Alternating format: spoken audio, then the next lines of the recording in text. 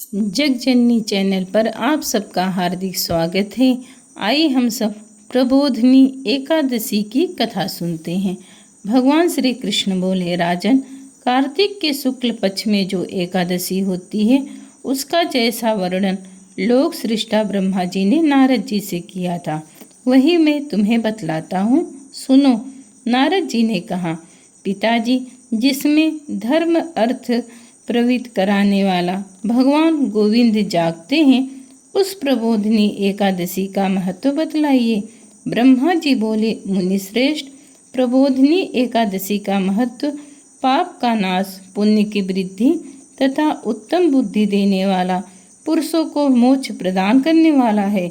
समुद्र से लेकर सरोवर तक जितने भी तीर्थ हैं वे सभी अपने महात्म्य तभी तक गरजते हैं जब तक कार्तिक मास में भगवान विष्णु की प्रबोधिनी एकादशी तिथि नहीं आ जाती। प्रबोधिनी एकादशी को एक ही उपवास करने लेने से मनुष्य 1000 अश्वमेघ तथा 100 राजसूय यज्ञ का फल प्राप्त कर लेता है। पुत्र जो दुर्लभ है, जिसकी प्राप्ति असंभव है तथा जिसे त्रिलोक में किसी ने भी नहीं देखा, ऐसी वस्तु के लिए भी याचना करने पर प्रबोधिनी एकादशी उसे देती है। भक्ति पूर्वक उपवास करने से मनुष्य को हरिबोधिनी एकादशी ऐश्वर्य, संपत्ति, उत्तम बुद्धि, राज्य तथा सुख प्रदान करती है। मेरु पर्वत के समान जो बड़े बड़े पाप हैं, उन सबको यह पाप नाशिनी प्रबोधिनी एकादशी एक ही उपवास में भस्म कर देती है। पहले ये हजारों जन्मों में पाप किए गए हैं, उन्हें प्रबोधिनी एकादशी रात्रि का जागरण करने से रुई की ढेर के समान भस्म कर देती है।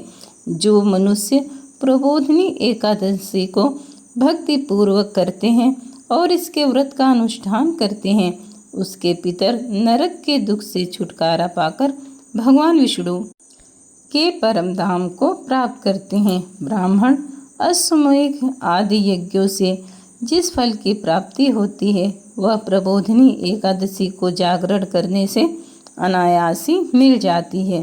संपूर्ण तीर्थों में नहाकर सुवर्ण और पृथ्वी का दान करने से जो फल प्राप्त होता है वह श्री हरि के निमित्त जागरण करने मात्र से ही मनुष्य प्राप्त कर लेता है। जैसे मनुष्य के लिए मृत्यु अनिवार्य है, उसी प्रकार धन संपत्ति मात्र भी क्षण भंगुर है। ऐसा समझकर एकादशी व्रत करना चाहिए। तीनों लोकों में जो कोई भी तीर्थ संभव है वह प्रबोधिनी एकादशी का व्रत करने से मनुष्य के घर में मौजूद रहते हैं। कार्तिक की हरिबोधिनी एकादशी पुत्र तथा पौत्र प्रदान करने वाली है।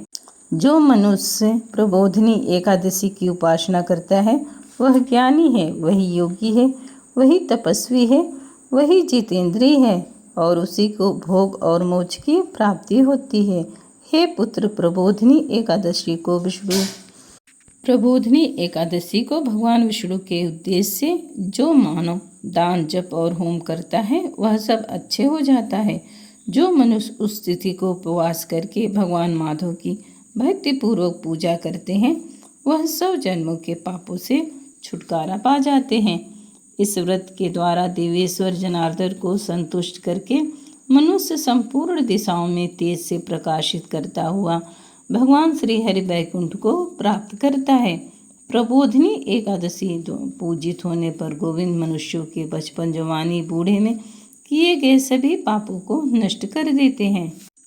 जो मनुष्य प्रबोधिनी एकादशी को श्रीमद् भागवत की कथा सुनता है अथवा पुराण का पाठ करता है, उसके एक एक अक्षर कपिला दान के फल के बराबर होता है। मुनिश्रेष्ठ, कार्तिक मास में जो मनुष्य शक्ति के अनुसार शास्त्र रीति से वैष्णव व्रत का पालन करता है उसकी मुक्ति अचल है।